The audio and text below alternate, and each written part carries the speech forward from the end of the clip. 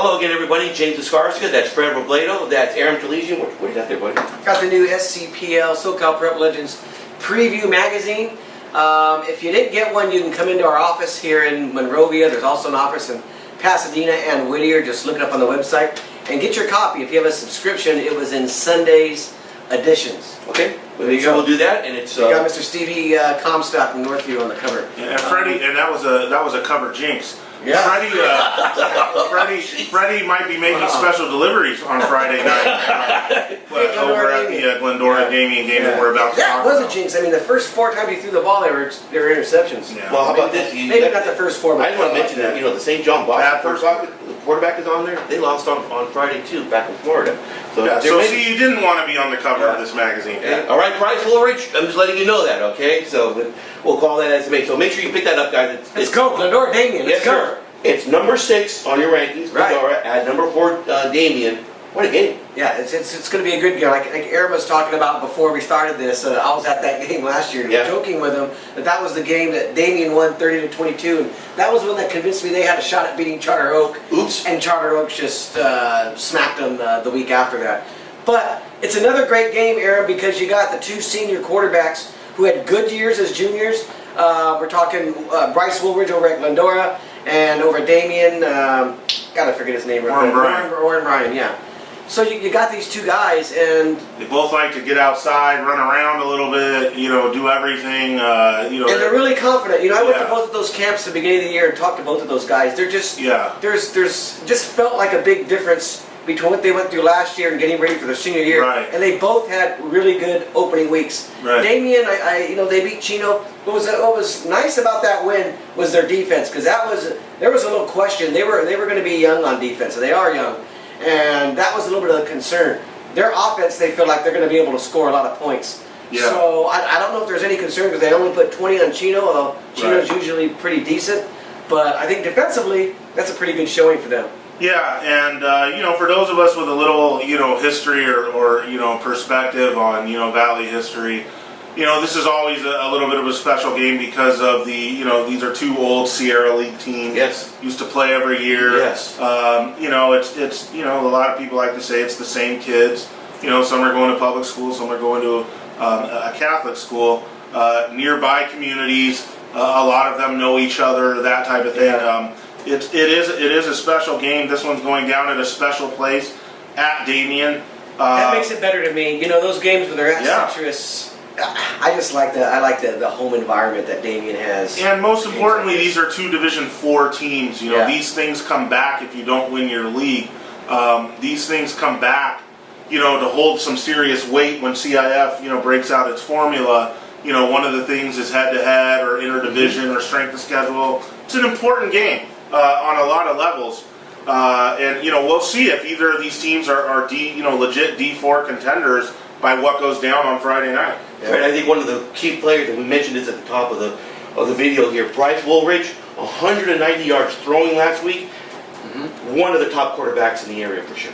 Well, yeah, we did a top 10 quarterbacks list, and both of these guys were on that list. I mean, that's not going to be a surprise. And I really think going into this game this week, I was just talking. I'm not even sure right now, right this second, who I'm going to pick in this game. It seems like such a toss-up, such a 50-50 game. So while I'm going to pass it to Aram. Well, before we do that, as you're pondering your pick here, this is a toughie. This is a toughie. This guy here last week, say what you want.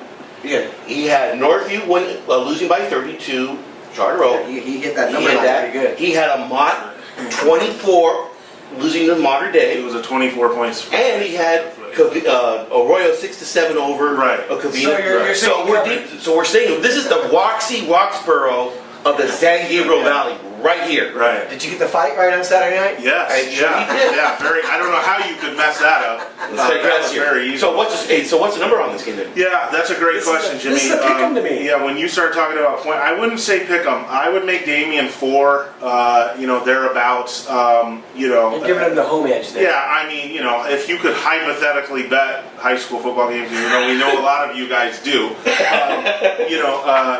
If Damien was pick 'em at home in this spot against Glendora after winning last year's game, and the QBs are both the same, and it's hard for me to believe, Freddie, that the talent has really changed on that side outside of quarterback. that hasn't changed either. But has either team gotten that much better besides their quarterback this year? No, I don't think so. Yeah. I think they're pretty much the same as they were last year.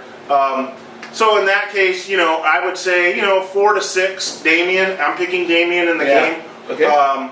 Until Glendora can prove to me that it's got other offensive weapons. I mean, this even goes back to the Matt Fink years. Sure. It's hard for me to get excited about this thing. Now, granted, Damien had Thickpin last year at running back. Just think Damien's overall group of weapons for Brian are slightly better than Glendora's overall group of weapons for Wooldridge, and that's where I think the difference is. I went in here actually leaning Glendora a little bit, but I think I'm going to go with Damien. One being at home, and the sense I got talking to Paredes and even some of the players when I went out there and visited earlier is it's been a while. They haven't done anything for a long time. Sure. Even with Paredes there, and I got the sense that this is the team, this is the time when they've got to start getting things done, and they've got to do it winning games like this. They're going to go into the baseline league, and it's going to be tough to get to the playoff out of the baseline league when you're talking about Rancho Cucamonga, Upland, and those boys.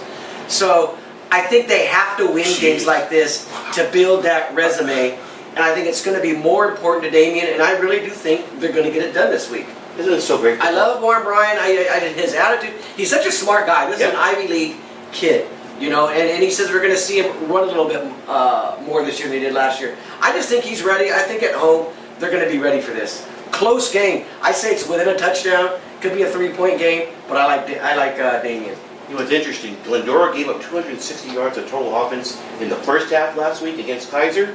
Only 60 yards in the second half. Now that's coaching, buddy. Oh, you better believe it. That's leg cramps. That's the that's coaching. We've seen some of the better coaches in the area throughout history. Bill Maloney at San Marino. Teams after halftime just got nothing on him. DeFiore at Aumont.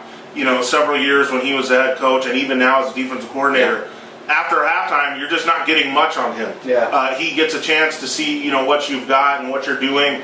And they adjust, and it looks like that's what Glendora did last week too. They might need to be able to do that again this week, and we'll see. This game is great in the sense that two of the better quarterbacks in the area, and you got to think this is a one-possession situation late into the game, and maybe it's the guy who has the ball last. I really want to see if they're going to get to Warren, because you can't. Glendora's got some size up front, and but you can't get to him. He moves around, and Wooldridge does too. You can't get to him either. Yeah. I mean, you almost just want to stay, around the line of scrimmage and just kind of contain him. Yeah. Because if you do try and come after him and he beats that, now he's in the, in the secondary, and what are you going to do then? Yeah. Fred's going to the game. I'll be there Friday, and I'll bring some SCPL magazines. And by the way, first ones to ask, get them first. Yeah, we already have one request out there.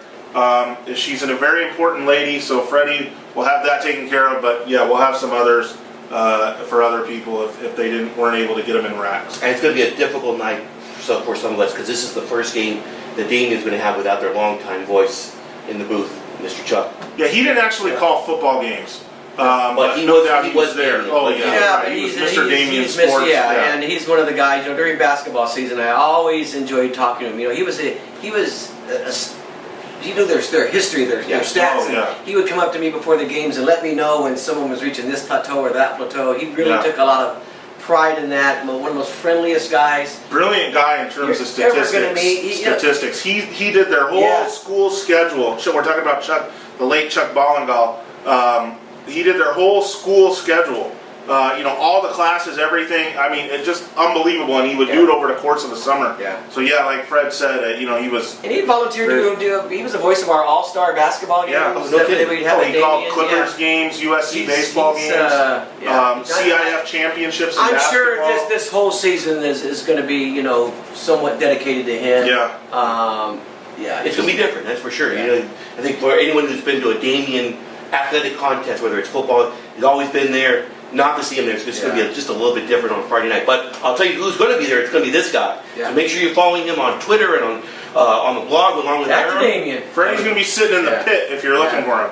Right in the middle of the pit. Yeah. Are you sure you're going to be I hope some Damien people hit me up on Twitter. Let me know where to park. I never know where to park there for football. Just kind of like where you park I'm always for stuck in that basketball. lot for like a 40 Well, minutes. getting out's impossible. Yeah. You know, but yeah, you can get it done. pretty close. We'll get it done. Yeah. We'll see you guys on Friday night at Damien. Thank you.